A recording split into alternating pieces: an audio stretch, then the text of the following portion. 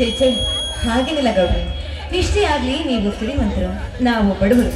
ಒಂದು ಬಡತನದ ಹೆಣ್ಣು ನಿಮ್ಮಂತ ಶ್ರೀಮಂತರ ಹತ್ರ ಮಾತನಾಡ್ತಾ ಇರೋದನ್ನ ಈ ಹಾಳಾದ್ರೂ ಜನ ಏನಾದ್ರೂ ನೋಡಿದ್ದಾರೆ ಅಂದ್ರೆ ಅದಕ್ಕೆ ನೂರರ್ಥವನ್ನ ಕಟ್ಟಿ ಮಾತಾಡ್ತಾರೆ, ಅದಕ್ಕೆ ಅಷ್ಟೇ. ಬಡವರಾದರೇನು ಸಿರಿವಂತರಾದರೇನು ಸ್ವಚ್ಛ ಸುಭದ್ರವಾಗಿರಬೇಕು. ಇಷ್ಟಕ್ಕೂ ನನ್ನ ಮನದಲ್ಲಿ ಬಡವ ಸಿರಿವಂತರ ಎನ್ನುವ ಭೇದ ಭಾವನೆ ನಿಲ್ಲ. ನೋಡಿಯ ನಮ್ಮ ಮನೆಯಲ್ಲಿ ನನ್ನ ತಂದೆ ಸ್ವಭಾವನೆ ಬೇರೆ, ನನ್ನ ಸ್ವಭಾವನೆ ಬೇರೆ. ನಮ್ಮ ತಂದೆ ಎದುರಕ್ಕಾರ ಎಂದು ಅಡುವುದೆಂದು ಈಗಲೂ ನನ್ನ ಮನ ಕೊರಗುತ್ತಿದೆ. ತಾಯಿಯನ್ನು ಪ್ರೀತಿಯ ಕಾರಣವನ್ನು ಒಮ್ಮೊಮ್ಮೆ ನೆನೆಸಿಕೊಂಡರೆ ಕಣ್ಣಲ್ಲಿ ನೀರು ಬರುತ್ತದೆ. ಗೌಡ, ನಿಜಕ್ಕೂ ನಿಮ್ಮ ಗುಣ ತುಂಬಾ ದೊಡ್ಡದೇ ಇದೆ ಅಂತ ಕಾಣಿಸುತ್ತೆ. ಅದು ಹೇಗಿದೆ ಅಂದ್ರೆ ಕೆಟ್ಟು ಹಾಗಲಕಾಯಿ ಬಿಡುವ ಬಳಿಯಲ್ಲಿ ಒಂದೇ ಒಂದು ಸಿಹಿಯಾದ ದ್ರಾಕ್ಷಿಯನ್ನು ಬಿಟ್ಟಂತೆ ಸರಿ. ನೀವು ಅಷ್ಟೊಂದು ಒಳ್ಳೆಯವರು ಅಂತ ನನಗೆ ಈಗ ಚೆನ್ನಾಗಿ ಗೊತ್ತಾಯ್ತು ನೋಡಿ. ಏನು ಮಾಡುವುದು ಸುನಂದ? ನನ್ನ ಈ ಮನಕ್ಕೆ ಒಬ್ಬ ಬಡ ಹುಡುಗಿಯನ್ನು ಮದುವೆ ಆಗಬೇಕು ನಿರ್ಧರಿಸಿದ್ದೇನೆ. ಮತ್ತೆ ಎಲ್ಲಾದ್ರೂ ಹೆಣ್ಣನ್ನ ನೋಡಿದಿರಾ? ಇಲ್ಲ, ಪ್ರೀತಿಸುತ್ತಿದ್ದೇನೆ. ಆದರೂ ಅವಳು ನನ್ನನ್ನ ಪ್ರೀತಿಸುತ್ತಾಳೆಲ್ಲ ಗೊತ್ತಿಲ್ಲ. ನಿಮ್ಮನ್ನ ಪ್ರೀತಿಸುವ ಆ ಭಾಗ್ಯವತಿ, ಆ ಅದೃಷ್ಟವಂತೆ ಯಾರೆಂದು ನಾನು ತಿಳಿದುಕೊಳ್ಳಬಹುದಾ? ಅದು ಬೇರೆ ಯಾರಲ್ಲ ಸುನಂದ, ನಿನ್ನೆ ಬಹುದಿನದಿಂದ ನಿನ್ನನ್ನೇ ನನ್ನ ಹೃದಯಲಿಟ್ಟು ಪ್ರೇಮಿಸುತ್ತಿದ್ದೇನೆ. ಗೌಡ್ರೆ, ಏನು ಮಾತಾಡ್ತಾ ಇದ್ದೀರಾ? ಏನೇನೋ ಕಲ್ಪನೆ ಮಾಡ್ಕೊಂಡು ಮಾತಾಡ್ಬಿಡಿ. ನಿಮ್ಮ ಆಸ್ತಿ ಏನು, ನಿಮ್ಮ ಅಂತಸ್ತೇನು, ನಿಮ್ಮ ಗೌರವ ಏನು? ನಾವು ಬಡವರು, ನಮ್ಮ ಬಡತನ, ಇದನ್ನ ಯೋಚಿಸಿದ್ರೆ ಸಾಕು ಎಷ್ಟು ಭಯವಾಗತ್ತೆ ಗೊತ್ತಾ? ಏಕೆ ಸುನಂದ, ನಿನ್ನನ್ನು ನನ್ನ ಹೃದಯಲಿಟ್ಟು ಪ್ರೇಮಿಸಿದ ತಪ್ಪೆ. ಪ್ರಥಮ ಬಾರಿ ನೋಡಿದ ನೀನು ಕೊನೆ ಬಾರಿ ನೋಡಿದೀನಿ. ನನ್ನ ಸಾವು ಖಂಡಿತ.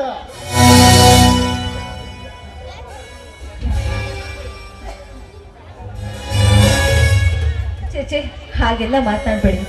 ನೋಡಿ, ನಾವು ಯಾರನ್ನ ಪ್ರೀತಿಸ್ತೀವೋ ಅದಕ್ಕಿಂತ ನಮ್ಮ ಜೊತೆಲೇ ಇರೋದಕ್ಕೆ ಯಾರು ಇಷ್ಟಪಡ್ತಾರೋ ಅಂತವ್ರನ್ನ ಕಟ್ಕೊಂಡ್ರೆ ಜೀವನದಲ್ಲಿ ತುಂಬಾ ಚೆನ್ನಾಗಿರ್ತಾರಂತೆ. ಆದ್ರೆ ನನಗೆ 3-4 ದಿವಸ ಟೈಮ್ ಕೊಡಿ, ಆ ನಂತರ ಬೇಕಾದ್ರೆ ನಾನು ಹೇಳ್ತೀನಿ. ಆದರೆ ನನ್ನನ್ನು ಮೂರ್ಖನಾಗಿ ಮಾಡಬೇಡ. ಅಂದಾಗಿ ಪದೇ ಪದೇ ಗೌಡರೇನು ಅವಶ್ಯಕತೆ ಇಲ್ಲ. ಸರಿ, ನಿಮ್ಮ ಮಾತಿನಂತೆ ಆಗ್ಲಿ. ನಾನು ಬಂದು ಬಹಳ ಹೊತ್ತಾಯ್ತು, ನಾನು ಇನ್ ಮನೆಗೆ ಹೋಗ್ತೀನಿ. ತಡವಾದ್ರೆ ಮನೇಲಿ ಬೈ.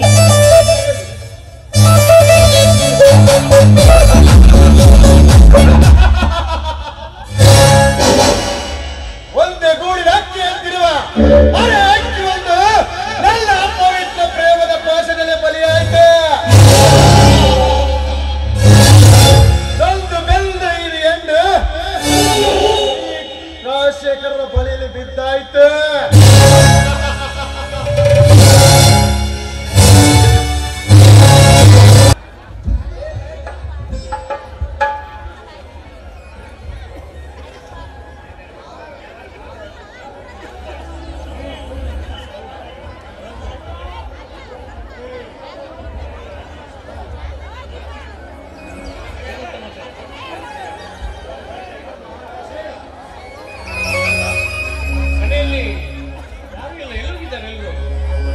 ಇದೇನೆ ಸುನಂದ ನೋಡಿದ್ರೆ ದೇವಸ್ಥಾನಕ್ಕೆ ಹೋಗಿದ್ದಾಳೆ. ಇನ್ನು ಮೈದಾನರೆಲ್ಲರೂ ಹೊಲಕ್ಕೆ ಹೋದವರು ಇನ್ನು ಬಂದೇ ಇಲ್ಲ.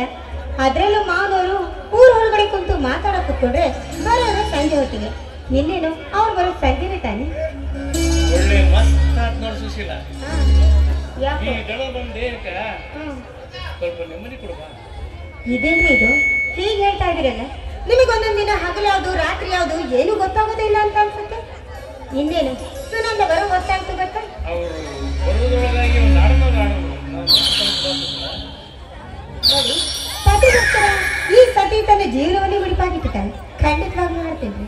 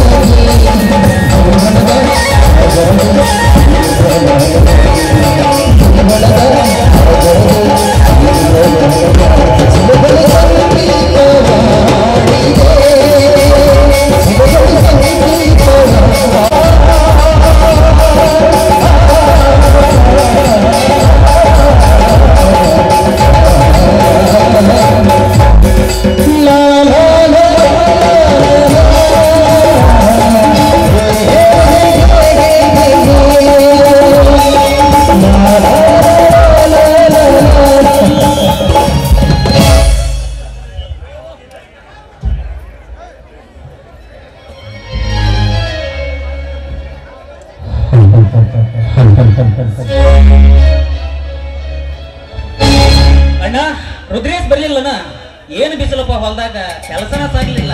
ಟಗಲ್ ಪಟ್ಟಿ ಹೊಡ್ಕೊಂಡ್ ಬಂದನಿ, ನಾಳೆ ಒಂದಿನ ಹೋಗಿ ಟಗಲ್ ಪಟ್ಟಿ ಹೊಡ್ಕೊಂಡ್ ಬರ್ತಾನಿ.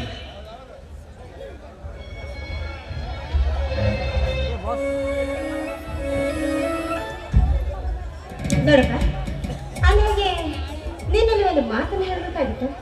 ಅಟಿಯಮ್ಮ, ರುದ್ರೇಶನು ಬರ್ಲಿ, ಮೂವರು ಅಣ್ಣ ತಮ್ಮ ಕುತ್ಕೊಂಡು ಊಟ ಮಾಡಿದ್ರ ಸಮಾಧಾನ ಆಕತಿ. ಅಲ್ಲೋ, ಹೇಳೋತಿನ ಮುಂಚೆ ನೀನೇ ಹೇಳ್ಬಿಟ್ಟಿಲ್ಲ. ಸರಿ ಆಯ್ತು, ನಡಿ.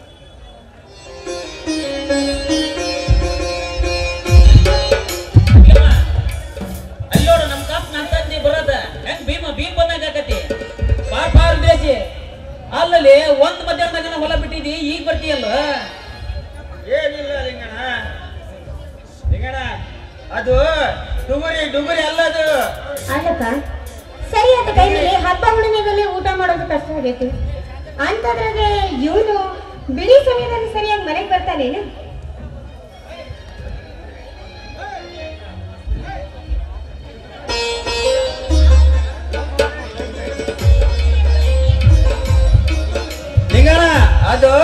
ಡುಗ್ರಿ ಅಲ್ಲ ಡಿಗ್ರಿ BA ಡಿಗ್ರಿ ಯಾ ಡಿಗ್ರಿ ಅಲ್ಲ ನನಗೆ ಕೊಂಬು ಗೊತ್ತ ಇನ್ನು ಎತ್ತು ಎಮ್ಮಿ ಕೊಂಬನಪ್ಪ ಹೇಳ್ತಾನೆ ಅದೇನ್ ರೇಖಾಗ್ಲಿ ನಡಿ ಉಣ್ಣನ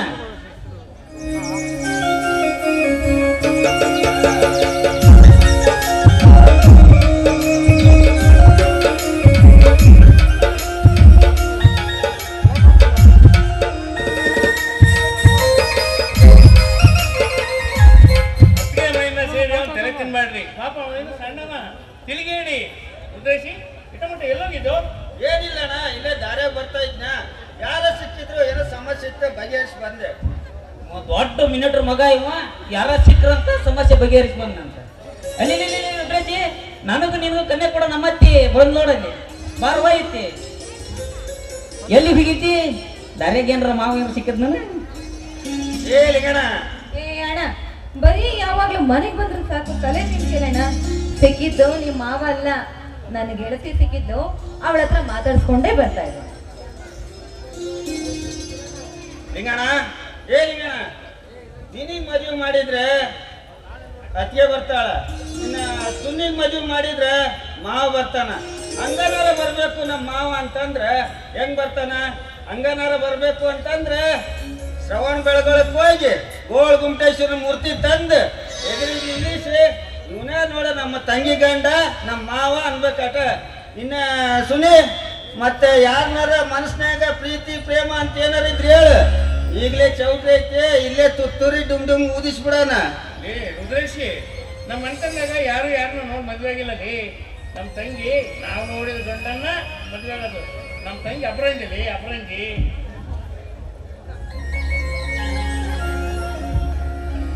ಹೌದೌದು ನಾವು ನೋಡಿದ ಹುಡುಗನ್ನ ಮಾತಾಡೋದು ಅಲ್ರಿ ಇದೇ ರೀತಿ ನಿಂತ್ಕೊಂಡು ತಂಗಿಯ ಗುಣಗಾನ ಮಾಡ್ತಿರೋ ಅಥವಾ ಊಟ ಮಾಡ್ತಿರೋ ನೀವು ಅತಿಯಮ್ಮ ಇವತ್ತು ನೋಡಲ್ಲಿ ಪೂರ್ವದಾಗ ಹುಟ್ಟ ಬಟ್ಟ ಪಶ್ಚಿಮದಾಗ ಹುಟ್ಟಿ ಸೂರ್ಯ ಪೂರ್ವದಾಗ ಕಾಣಿಸ್ತದೆ ಅಲ್ಲಿ ನೋಡಲ್ಲಿ ಊರ್ ಮುಂದ ಗೋರ್ ತಿರುಗಿ ಅತಿಯಮ್ಮ ಗೋರ್ ಊರ್ ತಿರುಗಿ ಕೆಂಕೆ ಅಂತ ಬರೋದು ನೋಡಲ್ಲ ನಮ್ಮಪ್ಪ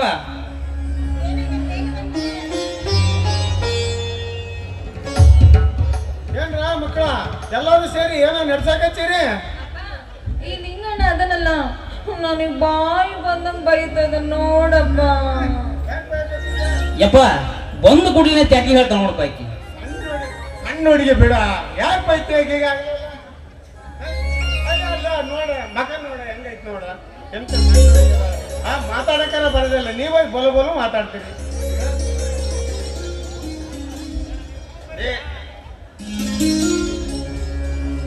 ಅಣ್ಣ ಯಾಕಂದ್ರೆ ಸುಳ್ಳು ಹೇಳ್ತೀಯೋ ಅವರು ವಯಸ್ಸಾದ ಯಜಮಾನ್ರ ಅವರು ಏನೋ ಮನೆ ಕುತ್ಕೊಂಡು ಒಂದ್ ಚಟ ಕಲ್ತಿರ್ತಾರ ನಾಳೆ ನಿನ್ಗೂ ವಯಸ್ಸಾತಂದ್ರೆ ನಿನ್ಗೂ ಹಂಗ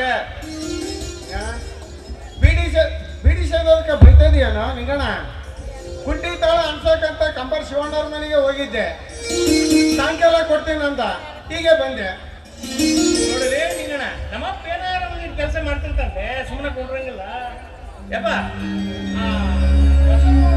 ಸಾಲ ಕೊಟ್ರಾತು ಅಂತೇಳಿ ಆ ಬಸವನಗೌಡ್ರಿಗೆ ಸಾಲ ಕೊಟ್ರಾತು ಅಂತೇಳಿ 20,000 ರೂಪಾಯಿ ದಲಾಲಂಗಡಿ ಇಸ್ಕೊಂಬಂದಾನಿ ಹೋಗಿ ಲೆಕ್ಕ ತೆಗ್ಸಿ ಆ ಗೌಡನ್ ಸಾಲ ಕಟ್ಬಾ ಯಾಕಂದ್ರ ಆ ಅಲ್ಕಟ್ ಗೌಡಮ್ಮ ಎಡವಟ್ಟಾದನ ಏನಾದ್ರು ಮತ್ತೆ ಎಡವಟ್ ಮಾಡ್ತಿರ್ತಾವ ಅದ ಹೆಂಗ ಅಡ್ವರ್ಟ್ ಮಾಡ್ತಾನ ಪುಸ್ತಕ ನನ್ನ ಹತ್ರನ ಐತೆ ಹಾಗೇನಾರ ಮೂವರು ಹುಲಿ ಇದ್ದಂಗ ಮಕ್ಕಳು ನೀವೇನ್ ಮಾಡ್ತೀರಿ ಯಪ್ಪ ಒಂದ ಈಟ ಏನಾರ ಹರ್ಮೆ ಗುರ್ಮೆ ಅಂತ ಹೇಳಿದ್ರ ಬಂದ ನನಗೆ ವಿಷಯ ತಿಳಿಸ ಮೊದಲನ್ನ ದುರ್ಗೋಗನ ಕೋಣ ಕಡ್ದು ಬಿಡ್ತಾನೆ ಏನ್ ಮಾತಂಗೆ ಏ ನಿಂಗಣ್ಣ ಬರೀ ಕಡಿಯೋದು ಬಡಿಯೋದು ಅದಂದ್ರೆ ಒಂದ್ ಹೆಜ್ಜೆ ಮುಂದೆನೆ ಇರ್ತೀಯಲ್ಲ ನೋಡೋಣ ಮನುಷ್ಯನಿಗೆ ಅತಿಯಾದ ಸಿಟ್ಟಿರಬಾರ್ದು ಸ್ವಲ್ಪ ತಾಳ್ಮೆನೂ ಇರ್ಬೇಕು ನೀನು ಸ್ವಲ್ಪ ತಾಳ್ಮೆಯಾಗಿರ್ಬೇಕು ಗೊತ್ತಾಯ್ತಾ ಅತ್ಯವ ಎಲ್ಲಿ ತಾಳ್ಮೆ ತರ್ತಿದ್ದೆ ನಮಗೆ ತಾಳ್ಮೆ ಗೀಳ್ಮೆ ಗೊತ್ತಿಲ್ಲ ಬಾರ್ಸೋದ್ ಒಂದೇ ಗೊತ್ತಿರೋದು ನಮಗೆ ಬಾರಿಸುವಂತ್ರಿ ಫಸ್ಟ್ ಇತ್ತ ಗಂಗಾಳದ ಕತ್ತರಿಸಿ ನಡ್ರಿ ನಡಿಯಮ್ಮ ಮೇಡಮ್ ಊಟ ಲೇ ಕಣ್ರಿ ಇದೇನಿದೆ ಹಿಂಗೆ ಹೋಗ್ತಾ ಇದ್ರಲ್ಲ ನಾನು ಅಡ್ಗೆನೆ ಮಾಡಿಲ್ಲ ಗೊತ್ತಾ ಯಮ್ಮ ನೀನು ಒಂದು ಮುಂಜಾನೆಗೆ ಅಡಿಗೆ ಮಾಡ್ತೀನಿ ನನಗೆ ಚೆನ್ನಾಗಿ ಗೊತ್ತ ನಡಿಬಾ ಯಾಕೆ ಸುಳ್ಳು ಹೇಳ್ತೀವಿ ಊಟ ಮಾಡಂದ್ರಿ